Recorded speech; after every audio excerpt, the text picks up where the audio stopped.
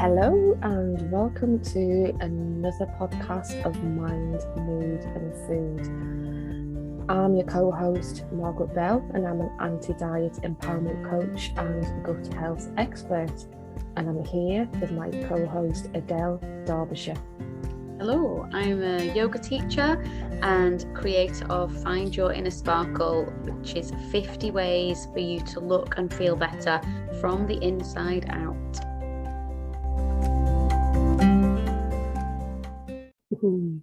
I love that. So today on our podcast, we're actually going to talk about yoga. Whoop, whoop. And how do we know which style of yoga is actually right for yourself? So Adele, very, very interesting topic, because I get asked quite a lot, what style of yoga is it? What do you teach? From people either wanting to come to a class, or maybe they've come to class and they just want to know what style they've just done. And I think we like to put labels on things. So I think that's kind of where it comes from. But it always makes me smile for some reason. Because my answer is always, it's just yoga. And then it feels like it diminishes the style that I teach in some way. When I say that, I feel a little bit of resistance coming up, because it's not a specialist strand or thread of yoga. But there's a reason for that. I think it suits my personality that I haven't gone down a little alleyway into one particular style. So I trained with the British Wheel, and if you are going to put a label on it, we can just call it Hatha yoga or Hatha yoga, as it's pronounced. Okay. And that really, Hatha or Hatha only really, well, some definitions of it are that it just means physical, like of a physical form. So it just means it distinguishes it from other styles of yoga, as in non-physical. So as in a meditation practice would still be practicing yoga. So might be getting a little bit deep here, but everybody in the West at least tends to see yoga as stretching. So yoga, Pilates, kind of like that's what I feel like people think that it is. But really, I think that's what I thought when I started, but I was quite surprised to understand that meditation was actually yoga and yoga was meditation. That kind of blew my mind a bit. That's why I love talking about it, because the goal of yoga is the meditation. The goal of yoga is the peace and stillness, in inverted commas, I want to say, the stillness of the mind, the calming of the mind, the uniting of the mind, instead of us being with this dualistic state that we tend to live in, which is me, I versus you, them, winning, losing, ego. So it's kind of to transcend the ego so that we don't have any of that anymore.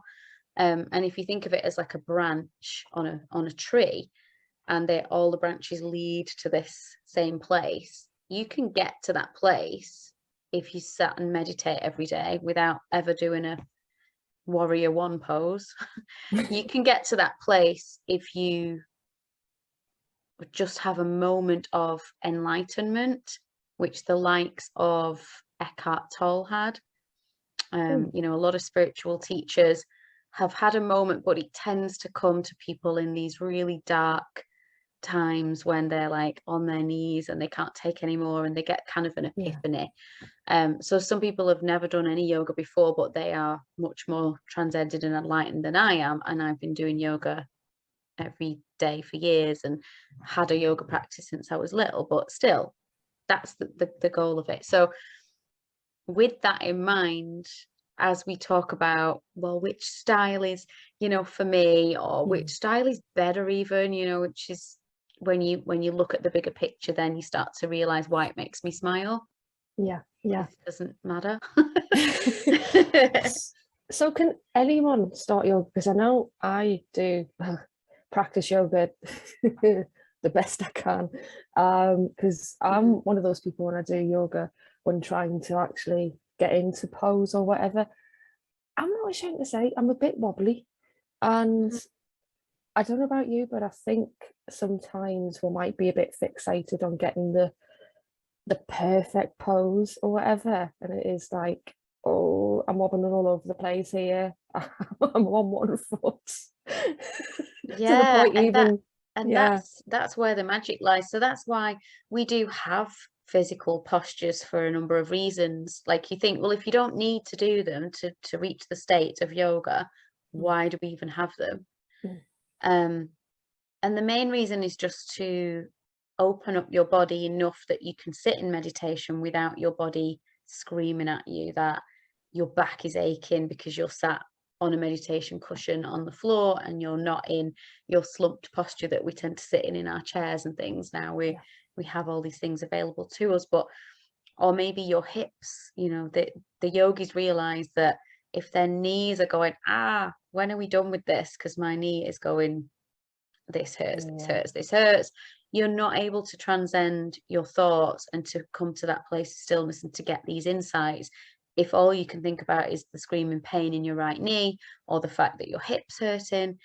So if we think about why we even have the postures, when people come to class, and it usually is people that have not been doing it for very long who will have the thought of, this pose isn't good enough. But still, I do have students that have been coming a while that will still say that kind of thing to me, and it's always an opportunity to teach, really, to say, if you're thinking that, keep coming, because if you're thinking that anything that you do on your yoga mat has to be perfect, then you've not got it You're not yet. getting the You're point, not are getting you? it. No. Yeah. So keep coming, because then the stuff we learn on our yoga mat teaches us, it's a metaphor for life, really, and it's a mirror for what we tend to think in our life. So if you go to class and you think to yourself, I'm rubbish at yoga, or my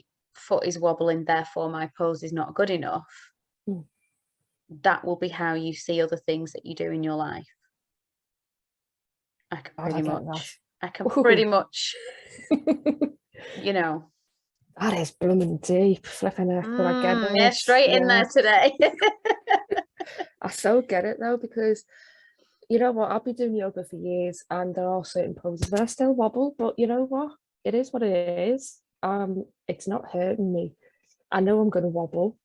Um, but I like doing it. And I think I just like the bit of a challenge that it is there to kind of, yes, wobble, but stay kind of centered at the same time. Is And to I think, be okay with the wobble and to yeah. still be doing it anyway, Mhm. because why would you not be okay with that? It would just be a thought that is perhaps saying, if I'm wobbling and the person on the mat next to me is not wobbling, then they're better at it than me. And that's just a thought that Yeah. is silly Mhm. and not even necessarily true. And you don't know what they're thinking, Nope. because they're probably thinking, Margaret's got a leg further up her other leg than I have, and they're not even seeing you wobbling, but they've got their own insecurities going on, and it's Yeah. just crazy that we're all thinking these weird different thoughts that make us not feel happy in the moment and peaceful and joy. And so noticing that on your mat, it's a little bit easier than noticing it when you're out in your everyday life and you're trying Mhm. to hit a deadline, or somebody's ruffles your feathers, or whatever it might be. So the fact that we practice on our mat means that we then get to practice off our mat, which is where the real stuff happens. That's where the rubber meets the road. So if you can notice something on your mat or in meditation about yourself, and peel off a layer, Mhm. then that's what it's all about, really. It's not about how the pose looks or anything like that. Because your pose might look someone else's might look another. But I love that saying, where the rubber meets the road. Have you not heard that Mm, before? Woo no. woo. Love that. I thought that was a common one. It might be from my corporate days, that, you never know. That'll have to be slipped in now and again. I'm gonna have to think. You're going to use that one now, aren't you? Yes. You can have it. So I know I've tried, a different kind of yoga. The likes of Hatha. I'm going to probably get this name wrong. Ashtanga, is that right? No, yeah, good. Yes. Yeah. So I've tried a few, and I know there's loads more of different kind of yogas out there. Is there? I mean, I probably know the answer to this already, but is there a type that's best for a specific situation, or is it just a case of literally, I'm going to have to put this in, go with the flow? Well, it's a really good question, because it's not one that's probably really easy to answer. But if we talk about one of the guys that was instrumental in bringing yoga to the masses, because yoga's been around for thousands and thousands of years, it's been around for a long time, but it was taught just in, it was kind of like a good best kept secret and taught in India years ago, and the West didn't know about it. And one of the guys that brought it to more people was called Krishnamacharya. And I loved learning about this in my teacher training course, because I just found it fascinating that I had heard of Iyengar yoga, Mr. Iyengar. I had heard of Ashtanga, and I was following a lady on Instagram called Kino McGregor that's amazing at Ashtanga, and the stuff she can do, it's like, wow. And I was, a bit younger then, and that's something that I was practicing and enjoying and following, and it's really quite gymnastic in its approach. But the thing that ties a lot of these different styles or lineages of yoga together is Krishnamacharya. And this guy was taught, what tended to happen in India then was they learned it from their father, it was passed down, and he learned his yoga from his father. And what Krishnamacharya did was really saw the person who he was teaching. So when he learned, I think he said he learned 3,000 different postures, or asanas as they're called in Sanskrit. 3,000. Yeah, I didn't even know if I know 3,000, but I'm sure that probably means the variations on the postures as well. So like the posture Janu Shishasana, where you bend your leg up, fold your knee out to the side, it's a hip opener, but then there are 3 variations of that one pose. And so there's probably multiple variations of each pose. But more than like 100 years ago now, this guy, he'd learnt these postures, and he went off on a pilgrimage, as they tended to do, and learnt with like masters. And he saw people, and he saw what they needed. So where Ashtanga came from was he was teaching at that time. He was struggling to get jobs, like work, and teach his craft after he'd mastered all these postures, and he'd learned them to such a degree that he'd developed what we call siddhis, or superpowers. And you might have seen or heard of people who can sit there in India and they can kind of levitate, or they can literally stop their pulse. They can sit stock still for hours and hours and hours. It's just like, unbelievable feats that you can do when you master your mind, kind of thing, which is again not the goal of yoga, to be able to just sit still. And people give them money and stuff, they sit still and be painted, and it's like a bit of an art form kind of thing. But he'd mastered all these postures, and he'd made a promise to teach yoga, and to teach it to more like normal people, or what they called householders.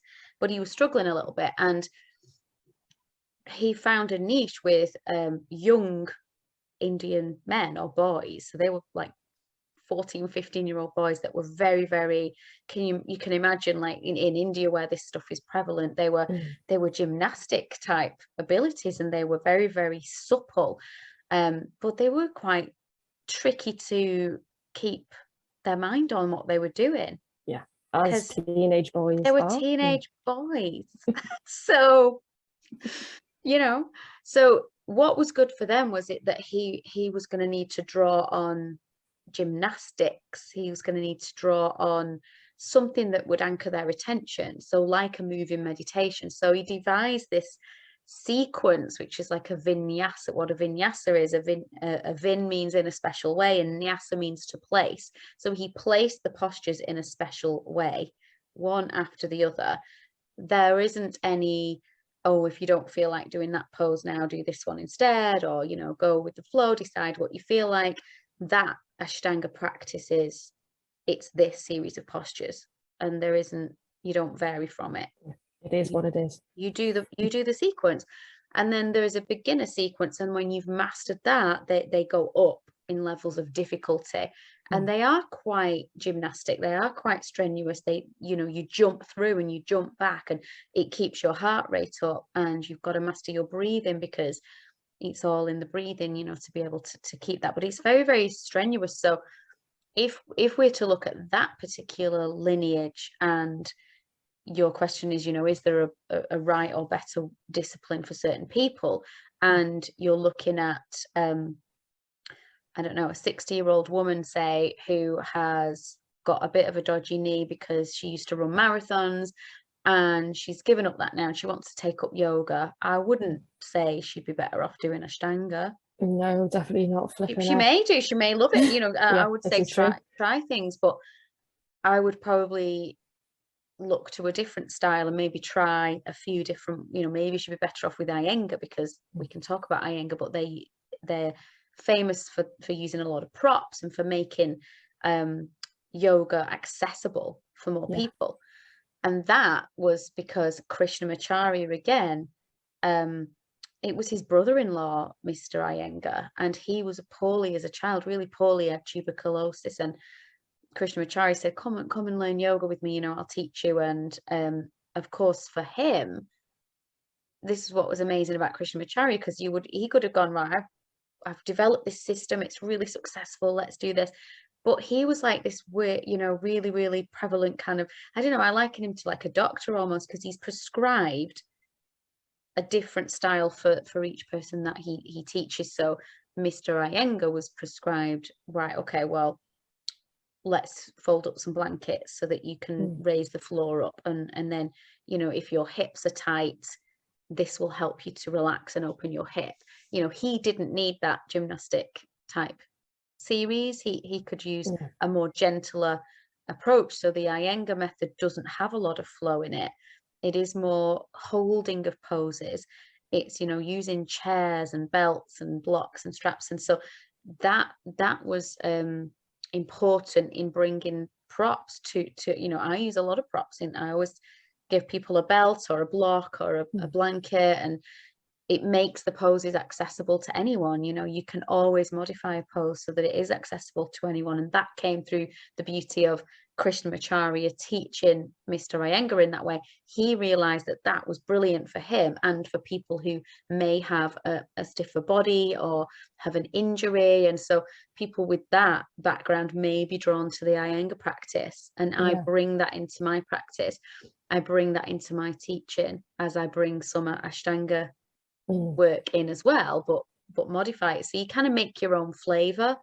So I think there's different teachers and there's different styles that suit different people. It's not that there's one particular style that's better or superior to another one. It's just more about finding one that suits you and your body, and or finding a teacher that suits you, that you resonate with. Yeah, absolutely. So kind of see what it is that you want to get out of it, and then go from there, really, I would have thought. Yeah, and see what you're working with. You know, if you're like that lady that we just hypothetically talked about, and you know, you want to work on an injury, read up on, if you're looking at public class, read up on the style, have a look at the teacher and the background and how they work. Maybe just go and try a class. You know, oftentimes you can try a class and just ask, can I try one? You know, I work a lot in term blocks. But if somebody wanted to try a class, I would say just come along, try one. And then if you don't like it, that's fine. You've got to work with people that you like, and that you like the sound of their voice as well. We can find a teacher that you just don't, when you just don't gel with somebody's energy, that be no good, because you're never gonna do well in that class and do well in your own practice if there's something that grates on you about the teacher. Or I went to a class years ago, went a few times, and every time I went, she did the exact same routine, like the exact same. That would do my head in, because it'd So be after a couple of times, I'm like, oh, yeah. Give me something new to do. I know. And I had to question, like, maybe it's me, maybe I should just embrace it and see, can I get over it that it's the same every week? But I like change. So personally, and there were people in that room looking around, they seemed to be enjoying it. They must have been coming for months and years, and I think, wow, good for you. But for me, I change stuff every single week, and yes, we'll do the same postures that we've done previously, so that it's, because there's only so many postures anyway, but and you'll always learn something new, each time you try posture, but the same setup and the same way of working. So I like some of the Ashtanga discipline, and I like doing sun salutations, and I like putting a flow together. But what I don't like about it for me is that it is the same every time, because I do get bored. I can completely get that, definitely. So I don't know about you, but was it a couple of years ago? It might have been longer. I don't know anymore. Hot yoga seemed to be all the rage. Now, I, for one, did go to a few, but bloody hell, I found it difficult. Yoga to me was something that I didn't particularly get hot and sweaty about. But that's just my personal thing. Yeah, but a lot of people love it, yeah. So I'd love to know what your view on hot yoga is. Well, I have done it, actually. I hadn't done it until a couple of years ago. I think it was just before COVID. There's a studio near to us, and I enjoyed it because it's a hot room. The studio I went to was a beautiful studio. It was nice, aesthetically pleasing.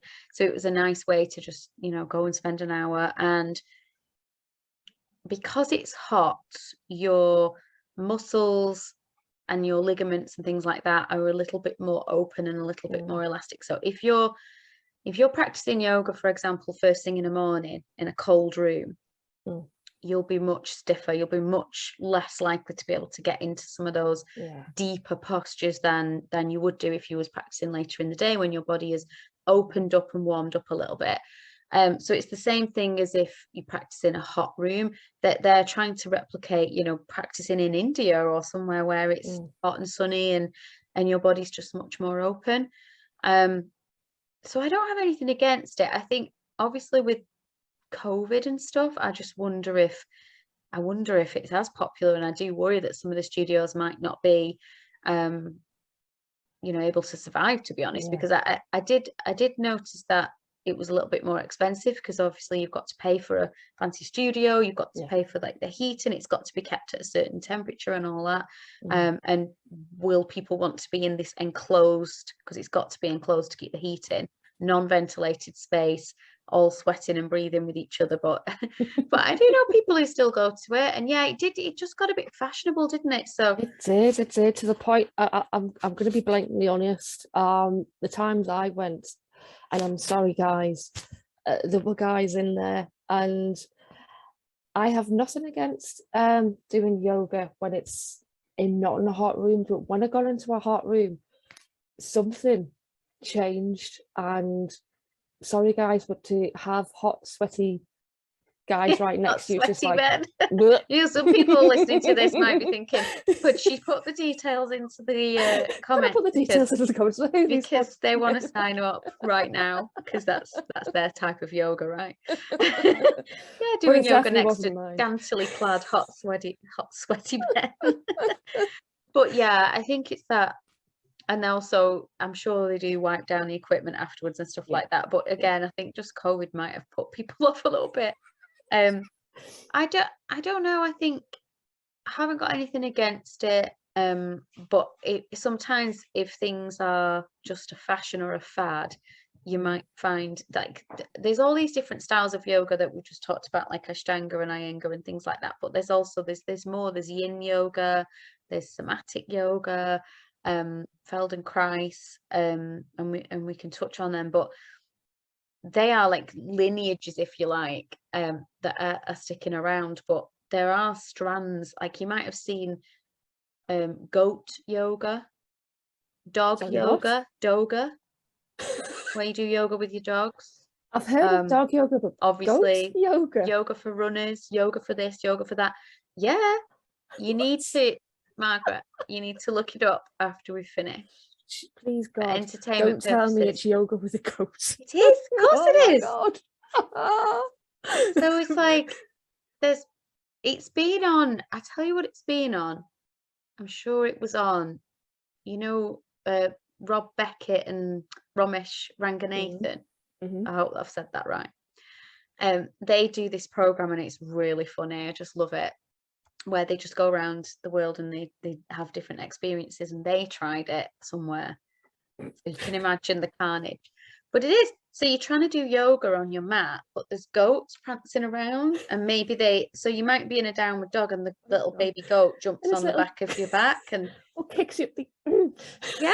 Oh Jesus. And it's just to be a bit light-hearted. Well, there's laughter yoga. Yeah, I have definitely heard of laughter yoga. So there's all sorts. Anything you can think of, there's a yoga for it. And that's why another reason it makes me smile when people say, what type of yoga is it? Because yoga is yoga. And there's no getting away from, there's a number of poses that, Krishnamacharya said he mastered 3,000, but there is a finite number of poses. We can put a twist on it, and we can say we've made a class that's suitable for runners because it's a lot with stretching the hips and the hamstrings and helping those muscle groups. We can do the postures and put a baby goat on our back, but it's still yoga. Sorry. And there's a point to it though, like that if the point to your practice is not to bring yourself to that place of stillness and oneness, and basically to make yourself a better person than you were yesterday. This was a quote from Donna Farhi, which is another amazing yogi. I've got 2 or 3 books of hers. That if it's not that, then what are you doing it for? So you may find sometimes in some of these yoga classes, and if you look around the room, you know, at the hot sweaty men or whatever, and sometimes people are doing it just to get the 6-pack or just to get the toned arms, or you know, if somebody, their first question is how many calories does it burn an hour or something like that, then it's not to say that they don't belong there, but they've got a bit of work to do. And hopefully if the strand or the style of yoga brings somebody to the mat that wouldn't have come to it otherwise, and they move forward and they do get it, then brilliant, you know, bring it on, make all the different styles of yoga that you want. But that's the ultimate goal. It's not about can you do a headstand or can you not do a headstand. It's not about does your foot wobble in tree pose. It's if that's where we're at, then we've got a long way to go. So and that's fine, you know, we can do this over the whole of our lifetime or many lifetimes. And that's the thing. It's just about learning about yourself and that self-inquiry, the inquiry into your body. So noticing where you hold your tension, where you need to do some work on your hips, your neck, your, you know, and what is causing that, you know, going deeper, like, why do I have a bad neck? You know, is it because I'm sleeping funny, or is it that I'm very stressed, or, you know, why do I have this difficulty or limitation in my body? And can I be with it, and can I work with it in a kind, loving way, you know, non-forcing, without the ego? And can I inquire into what's going on in my mind as well, without judgment and without being harsh and kind of saying, oh, you're rubbish at yoga because you're wobbly, or whatever it might be, that little voice that comes up. So how often should we be practicing? Aha. Good. Another good This is question. where I'm going to I love it because it's got a should in it. And I learned many years ago to stop shudding all over myself. Stop Okay. shudding all over yourself. How long is, okay, when would be, how many times would be best for us to practice? God. Well, if you struggle to fit it into your, busy schedule, and if I say you need to practice every day, and then that just completely puts you off and you think, well, I'll not bother then because I can't possibly commit to that, then how often can you practice, would be my first thought.